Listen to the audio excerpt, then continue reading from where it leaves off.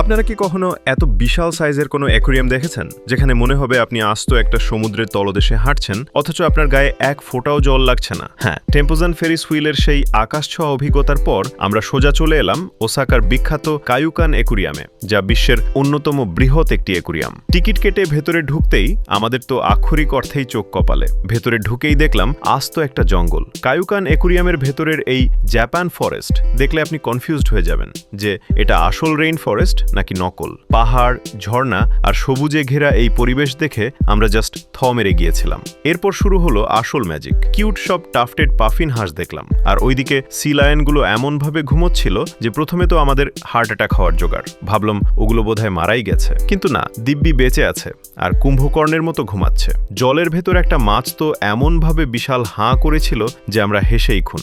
ভাবছিলাম এ কেমন আজব কাণ্ড। এরপর দেখলাম সাঁতার কাটতে থাকা এক ঝাঁক কিউট পেঙ্গুইন আর ডলফিন। সত্যি বলতে ডলফিনগুলোকে দেখে জাস্ট আদর করতে ইচ্ছে করছিল। একটু এগোতেই আমাদের সামনে হাজির হলো বিশাল সব তিমি, হাঙর আর স্টিংরে।